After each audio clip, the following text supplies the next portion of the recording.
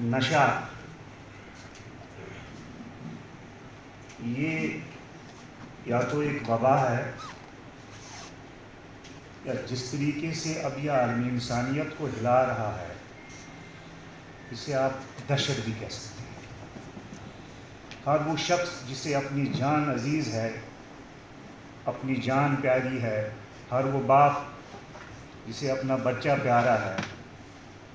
ہر وہ ماں جسے اپنی بیٹی عزیز ہے، وہ اس نشے کے نام سے دہشت زدہ ہے اور خوف زدہ ہے۔ اس دہشت کا ہی یہ ایک اثر ہے، ایک نتیجہ ہے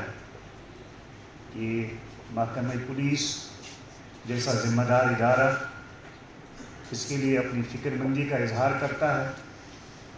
پھر سماج اور سوسائٹی کے اس ذمہ دار طبقے کو، جو ائمہ کی شکل میں سب سے معتبر طبقہ ہماری اس ریاست کا ہے، ان کو فکر مند بنانے کے لیے یا ان کو اپنا معاون بنانے کے لیے آج اس سیمینار کا انعقاد کر رہا ہوں۔ میں اس پروگرام اور اس سیمینار کے انعقاد پر ڈسٹرکٹ پولیس بارہمولہ کو اپنی طرف سے بہت ہی دلی گہرائیوں کے ساتھ مبارکباد پیش کرتا ہوں، اور دعا گو ہوں کہ یہ محض ایک رسمی کارروائی نہ ہو، بلکہ اللہ کرے کہ بہت نیک نیتی کے ساتھ اس سیمینار کا انعقاد ہو اور اس کے نفع بخش اثرات ہمارے اس ضلع پر مرتب ہوں، اور ہم جس پریشانی کے ایشو کو لے کر کے یہاں جمع ہوئے ہیں، اللہ کرے کہ یہ سیمینار اس پریشانی سے نمٹنے میں ہمارے لیے معاون اور مددگار ثابت ہو سکے۔ میں سمجھتا ہوں کہ میرے سامنے ایک ذمہ دار طبقہ ہے، اور آپ سب کا علم مجھ سے تازہ بھی ہو سکتا ہے، پختہ بھی ہو سکتا ہے۔ کچھ بزرگ چہرے بھی نظر آ رہے ہیں اور کچھ حوصلہ مند نوجوان بھی نظر آ رہے ہیں۔ مجھے اس بات کا احساس ہے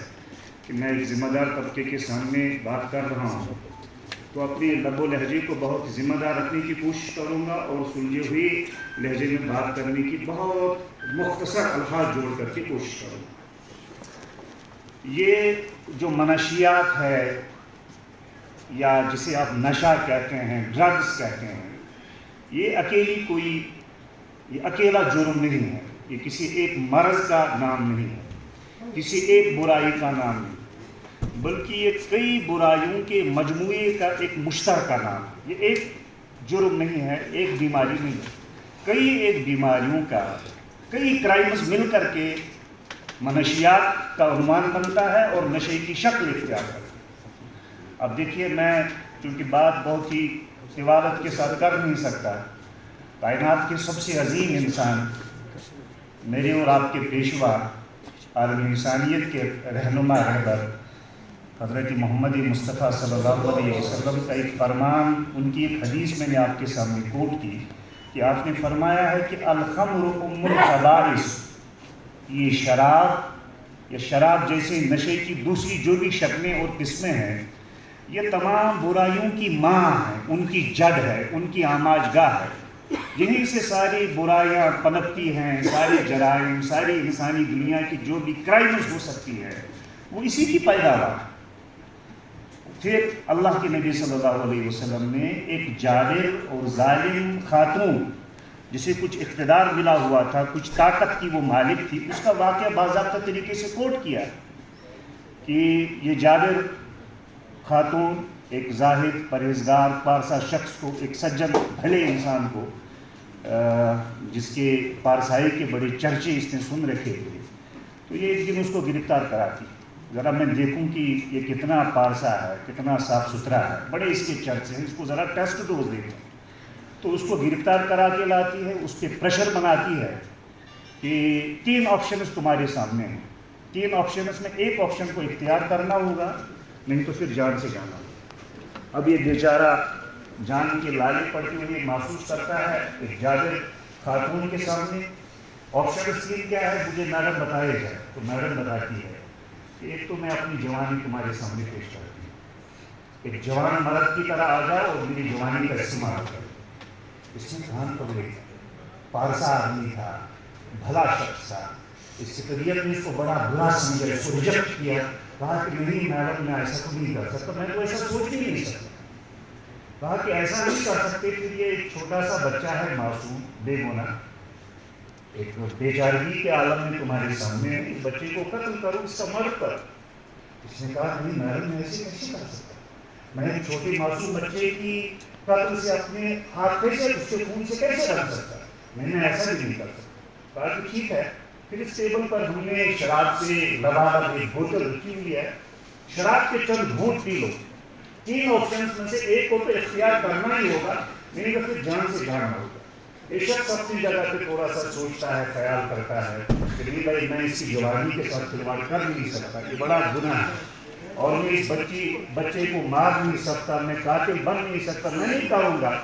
اب یہ شراب کی بوتل سامنے رکھی ہے، اس کے 2-3 گھونٹ پینے سے میرے خیال سے زیادہ کوئی فساد نہیں ہوگا، اس سے کچھ زیادہ بگاڑ ہوگا نہیں۔ تو یہ شراب کے 2-3 گھونٹ پیتا ہے۔ جب اس نے شراب پی، اس کے پورے اعصاب پر، پورے جسم پر جب نشہ طاری ہوا، اب اس کے سوچنے کے انداز بگڑنے لگے، اس کے خیالات بکھرنے لگے، اس کی سوچ تہس نہس ہونے لگی، اب اس کا دماغ نہیں کام کر رہا، دل اپنے قابو میں رہا نہیں۔ لیکن یہاں پر جو میڈیکلی چیزیں ہیں مجھے وہ ڈسکس کرنی نہیں ہے، کیونکہ یہ ساری چیزیں نیٹ پر دستیاب ہیں، اور بہت ساری سائٹس ہیں سوشل میڈیا کی جس پر وہ زیادہ دستیاب ہے۔ میں سمجھتا ہوں کہ آپ لوگ سوشل میڈیا کی دنیا سے مجھ سے زیادہ وابستہ ہوں گے، لہٰذا وہ تازہ انفارمیشنز آپ کے پاس زیادہ ہو سکتی ہے۔ لیکن موٹے طریقے سے یہ ہے کہ نشہ جو جسمانی طور سے انسان میں خرابیاں پیدا کرتا ہے، ان میں ایک خرابی یہ ہے کہ وہ نشہ اور شخص سے بھوک ختم کرتا ہے، کھانے کی چاہ ختم کرتا ہے، پیاس کی ڈیمانڈ ختم کرتا ہے۔ اسے بھوک نہیں لگتی، یہ چند نوالے لے کر کے گزارا کرتا ہے، اسے پیاس نہیں لگتی، یہ سکڑ جاتا ہے، پیاس کی چاہت ختم ہو جاتی ہے، بھوک کی چاہت ختم ہو جاتی ہے۔ اب جب یہ کھاتا نہیں ہے، پیتا نہیں ہے، تو اس کے جو جسم کے سارے اعضاء ہیں، جو اعصاب ہیں، یہ دھیرے دھیرے کمزور پڑتے ہیں اور اپنا کام کرنا چھوڑتے ہیں۔ دل کے ان اعضاء، جسم کی ان اعضاء میں اس کا دل بھی ہے، یہ دل اب اس کے قابو میں رہتا نہیں ہے، اس کا دماغ بھی ہے، یہ دماغ اس کے قابو میں رہتا نہیں ہے۔ اس شخص نے جب شراب کے چند گھونٹ پیے، نہ دل پر اس کا کنٹرول رہا، نہ دماغ پر اس کا قابو کنٹرول رہا، یہ دماغ سے بھی گیا اور دل سے بھی گیا۔ اب جو دل فیصلہ کرتا تھا کیا چیز اچھی ہے کیا بری ہے، دماغ جسے اچھا بتاتا برا بتاتا تھا، وہ دماغ بھی کام نہیں کر رہا، دل بھی کام نہیں کر رہا ہے، لہٰذا یہ شراب بھی پیتا ہے، پھر اس عورت کے جسم کو بھی استعمال کرتا ہے، پھر اس بچے کو قتل بھی کرتا ہے۔ تو ہمارے آقا صلی اللہ علیہ وسلم نے فرمایا یہ جو نشہ کرتا ہے، یہ جو ڈرگ ایڈکٹڈ ہوتا ہے، یہ صرف نشہ اور شخص نہیں ہوتا ہے، یہ قاتل بھی ہوتا ہے، یہ مجرم یہ صرف نشہ نہیں کرتا ہے، یہ چوری بھی کرتا ہے، یہ ڈکیت بھی بنتا ہے، یہ کسی کا گلا بھی کاٹتا ہے، کسی کی جیب بھی کاٹتا ہے، بلکہ اس کے سامنے کسی کی ماں بیٹی کی عزت محفوظ نہیں ہے، کسی کی آبرو محفوظ نہیں ہے۔ جو خود اپنی صحت اور جان کا خیر خواہ نہیں ہو سکتا ہے، اس کے سامنے آپ کی صحت اور جان کیسے محفوظ ہو سکتی ہے، اس کے سامنے کسی کی ماں بیٹی کی عزت کیسے محفوظ ہو سکتی ہے۔ بلکہ کشمیر کے ایک معتبر ذمہ دار عالم کا ایک ویڈیو کلپ مجھے سننے کو ملا، اس میں وہ بتاتے ہیں کہ ایک لڑکا میرے پاس آیا اور مجھ سے پوچھتے ہیں کہ مفتی صاحب کیا ہمارے دین دھرم میں، دین اسلام میں باپ کو مارنے کی کہیں پر کوئی اجازت ہے، کوئی ہلکی سی گنجائش ہے؟ مفتی صاحب کو یہ سوال کیا تو اس نے کہا بھئی یہ تمہارا دماغ خراب ہے، ایسے ان کے سوال کرتے ہو؟ ہماری دین دھرم میں تو بتایا گیا ہے کہ ماں کے قدموں کے لیے جنت ہے اور باپ جنت کا دروازہ ہے۔